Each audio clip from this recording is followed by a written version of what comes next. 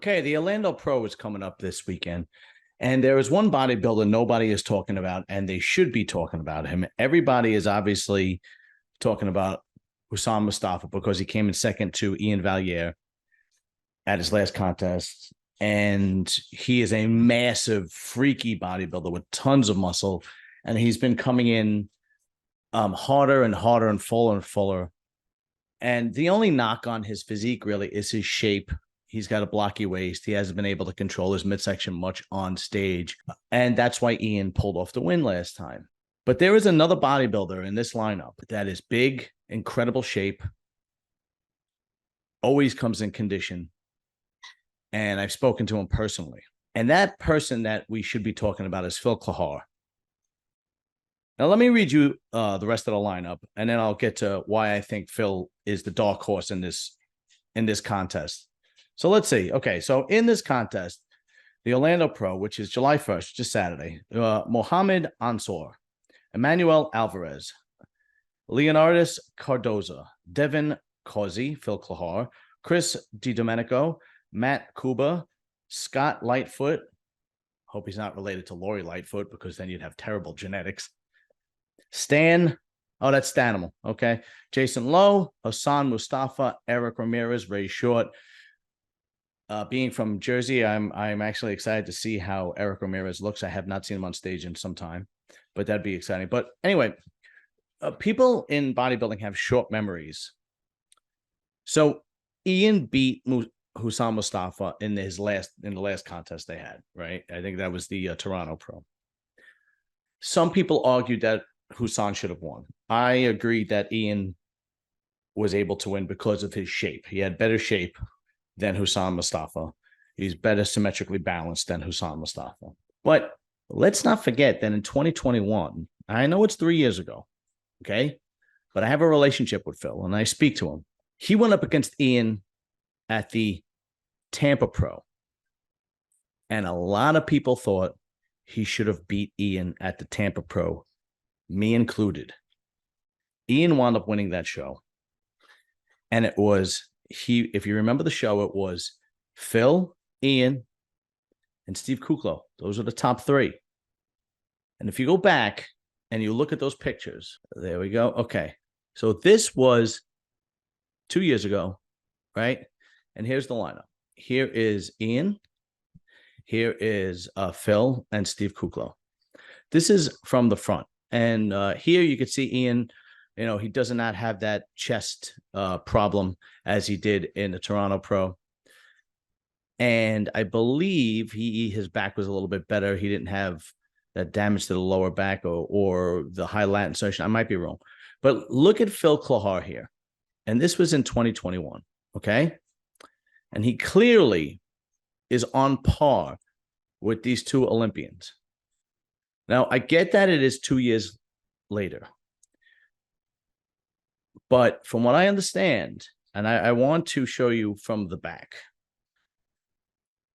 That's not a good shot. Okay, here is from the back. Okay. I mean, it's not a good shot, but you get the picture. Here's Ian. Here's Phil. And here's Kuklo. From the back,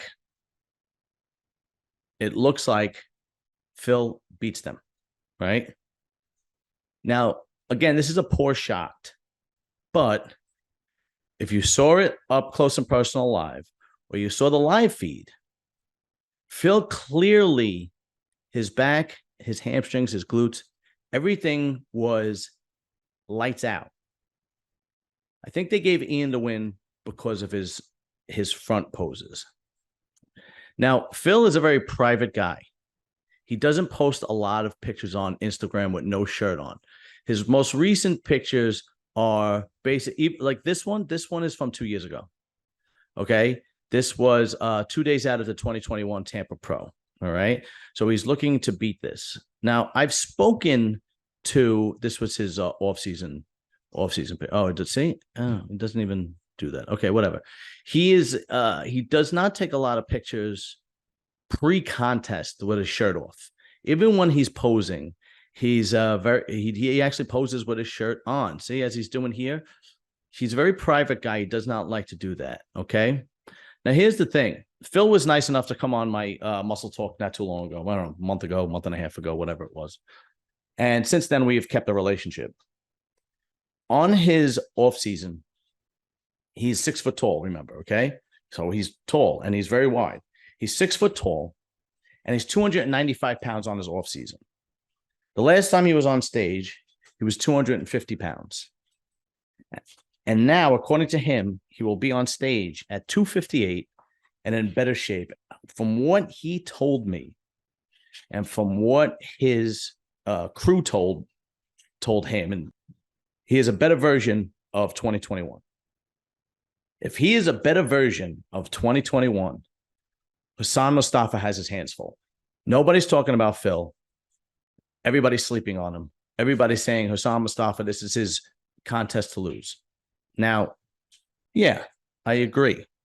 It's a little bit of a weak lineup, but Phil is clearly in the argument for 1 and 2, as far as I'm concerned. Now, anything can happen, but if you just do a little bit of reasoning, oh, yeah, there are my dogs playing. There they are. There's Ralphie and Jolene. They like to play behind me. There you go. There's Jolene. Okay. Anyway, that was their cameo. If you like just to do a little bit of reasoning and you look at that 2021, so you could even make the argument that Ian was better in 2021 because he didn't have that chest problem, right?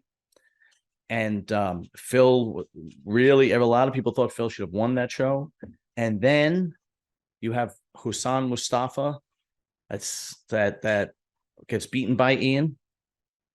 And some people say a worse version of Ian. And Phil is supposed to be better now. Now, this is just hearsay, okay? I mean, I know the man personally, and this is what he tells me. And I get that a bodybuilder has to be confident when he goes in. But his crew are also very confident in telling him that he's made his trainer has made tremendous strides. And if he is 258 with the same shape and the same conditioning as in 2021, Hassan Mustafa's got his hands full, and big time got his hands full. So we will find out on Joel. You guys stop playing. We will find out on July 1st, which is this Saturday, if I'm right or wrong, because I'm going to be doing a wrap up right after the show's over. I always try to jump on it as soon as possible, but I'm telling you, don't count him out. The man is a beast. Phil Kahar, he's coming.